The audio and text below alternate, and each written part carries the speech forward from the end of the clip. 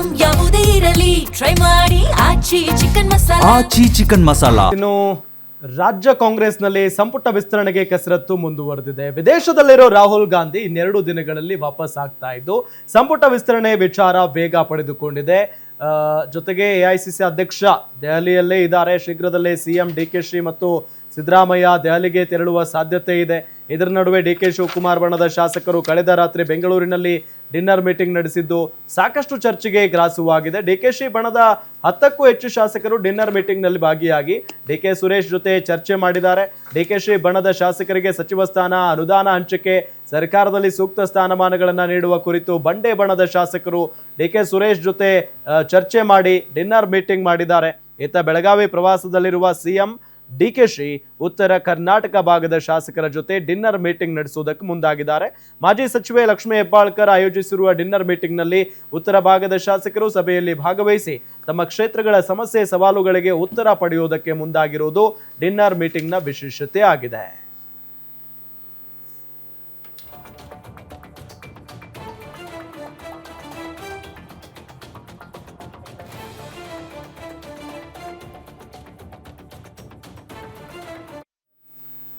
S ಅಲ್ಲ, ರಾಹುಲ್ ಗಾಂಧಿ ಯುವರಾಜ ಮಹಾರಾಜ ಬರಬೇಕು. ಯುವರಾಜ ಮಹಾರಾಜ ಬಂದ ಮೇಲೆ ನಮ್ಮಲ್ಲಿ ಸಂಪುಟ ವಿಸ್ತರಣೆ ಆಗುತ್ತೆ. ಅಲ್ಲಿವರೆಗೆ ಆಗಲ್ಲ. ಪಾಪ ಮಹಾರಾಜರು ವಿರಾಮಕ್ಕೆಂದು ವಿಶ್ರಾಂತಿಗಿಂತ ಹೋಗಿದ್ದಾರೆ. ಅವರು ಬಂದ ಮೇಲೆ ಈ ರಾಜ್ಯದ ಬಗ್ಗೆ ಗಮನ ಹರಿಸ್ತಾರೆ. ಅಂದರೆ ಒಬ್ಬ ವ್ಯಕ್ತಿಗೋಸ್ಕರ ಇಡೀ ರಾಜ್ಯದಲ್ಲಿ ಆಡಳಿತಾತ್ಮಕವಾಗಿ ನಡೆಯಬಹುದಾದಂತಹ ಪ್ರಕ್ರಿಯೆಗಳನ್ನ ನಿಲ್ಲಿಸ್ಕೊಂಡು ಅವ್ರಿಗೋಸ್ಕರ ನೀವು ಕಾಯ್ತಾ ಇದ್ದೀರಿ ಅಂತಂದ್ರೆ ಇದು ರಾಜ್ಯದ ಜನರಿಗೆ ನೀವು ಮಾಡುವಂತಹ ಮೋಸ ಅಲ್ವಾ? ಸಚಿವ ಸಂಪುಟ ವಿಸ್ತರಣೆ ಯಾವಾಗ ಅನ್ನೋದಕ್ಕಿಂತ ರಾಹುಲ್ ಗಾಂಧಿ ಬರೋದು ಯಾವಾಗ ಅನ್ನೋದೇ ದೊಡ್ಡ ಪ್ರಶ್ನೆ.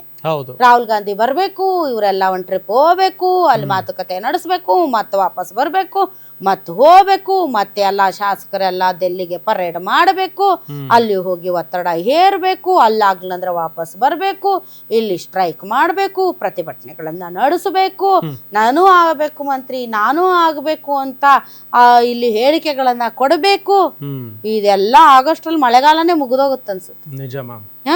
ಮಳೆಗಾಲನೇ ಮುಗಿದೋಗುತ್ತೆ ಅಂತ ಅನ್ಸುತ್ತೆ. ಇವತ್ತು ಬೆಳಗಾವಿ ಭಾಗದ ಶಾಸಕರ ಒಂದು ಡಿನ್ನರ್ ಮೀಟಿಂಗ್ ಇದೆ. ಈ ಡಿನ್ನರ್ ಮೀಟಿಂಗ್ ಅಲ್ಲಿ ಆ ಭಾಗದ ಶಾಸಕರುಗಳು ಆಯಾ ಭಾಗದಲ್ಲಿ ಆಗಿರುವಂತಹ ಮಳೆ ಕೊರತೆ ಅಥವಾ ಮಳೆಯಿಂದ ಆದಂತಹ ಸಮಸ್ಯೆಗಳ ಬಗ್ಗೆ ಸಮಾಲೋಚನೆ ನಡೆಸ್ತಾರೆ. ಕರೆಕ್ಟ್.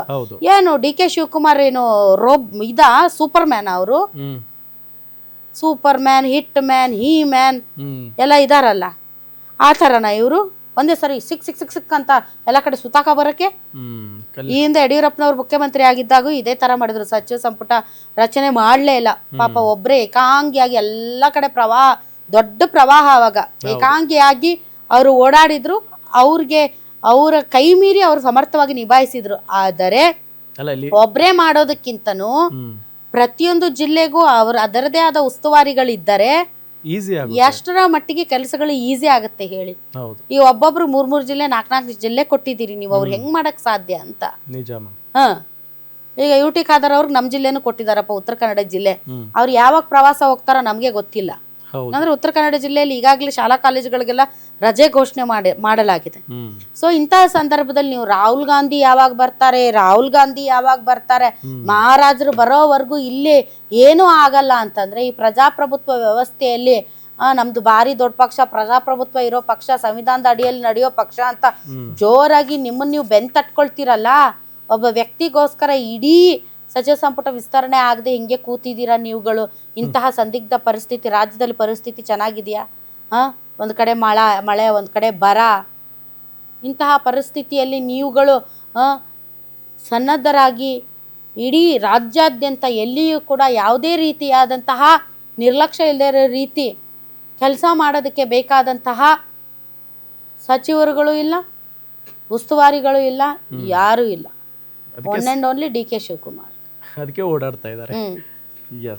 ಆಷಾಢ ಬೇರೆ ಬರುತ್ತೆ, ಇನ್ಯಾವಾಗ ಮಾಡ್ತೀರಿ ನೀವು? ಫಸ್ಟೇ ದೇವ್ರು, ದೀನ್ರು, ಭಯ ಭಕ್ತಿ ಎಲ್ಲ ತುಂಬಾ ತುಂಬಾ ತುಂಬಾ ತುಂಬಾ ಜಾಸ್ತಿ ನಿಮ್ಗೆ. ಇನ್ನು ಆಷಾಢದಲ್ಲಿ ಏನಾದ್ರು ವಿಸ್ತರಣೆ ಮಾಡ್ತೀರಾ?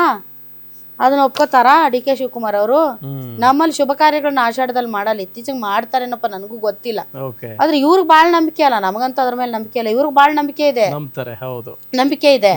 ಆಮೇಲೆ ಪದಗ್ರಹಣ ಮಾಡೋರು ಕೂಡ ಅವ್ರಿಗೊಂದು ಡೇಟ್ ಬೇಕಲ್ಲ, ಆಷಾಢದಲ್ಲಿ ಪದಗ್ರಹಣ ಮಾಡ್ರಿ ಅಂದ್ರೆ ಅಯ್ಯೋ ನಿಮ್ಗೆ ದೊಡ್ಡ ನಮಸ್ಕಾರ ಅಂದ್ಬಿಡ್ತಾರೆ, ನಾಳಿದ್ ಕಿತ್ಕೊಂಡು ಹೋಗ್ಬಿಟ್ರೆ.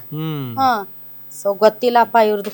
ಇನ್ನು ಬಿಜೆಪಿಯಲ್ಲೂ ಕೂಡ ಅದೇ ಭಿನ್ನಮತ, ಅದನ್ನ ಸರಿಪಡಿಸೋದಕ್ಕೆ ಉಸ್ತುವಾರಿ ಬಂದಿದ್ದಾರೆ ರಾಧಾ ಮೋಹನ್ ಅಗರ್ವಾಲ್ ಅವರು. ಬಂದು ಎಲ್ಲರಿಗೂ ಕ್ಲಾಸ್ ತಗೊಂಡಿದ್ದಾರಂತೆ. ಬೇಕಾದಂಗೆ ಎಲ್ಲಂದ್ರೆ ಅಲ್ಲಿ ಬಾಯಿ ಬಿಟ್ಟು ಹೇಳಿಕೆಗಳನ್ನ ಕೊಡಬೇಡಿ, 4 ಗೋಡೆಗಳ ಮಧ್ಯೆ ನೀವು ಈ ಎಲ್ಲಾ ರೀತಿಯಾದಂತಹ ಭಿನ್ನಮತನ ಬಗೆಹರಿಸ್ಕೊಳ್ಳಿ. ಹಾದಿ ಬೀದಿ ರಂಪಾಟ ಮಾಡ್ಕೊಂಡು ಒಬ್ರಿಗೊಬ್ರು ಕೆಸರ ಚಾಟ ಮಾಡ್ಕೊಂಡು ವೈಯಕ್ತಿಕ ಜಗಳವನ್ನ ಹಾದಿ ರಂಪ ಬೀದಿ ರಂಪ ಮಾಡಕ್ ಹೋಗಬೇಡಿ, ಇವೆಲ್ಲ ಸಾರ್ವಜನಿಕವಾಗಿ ಚರ್ಚೆ ಮಾಡುವಂಥದ್ದಲ್ಲ ಅಂತ ಎಚ್ಚರಿಕೆ ಕೊಟ್ಟಿದ್ದಾರಂತೆ.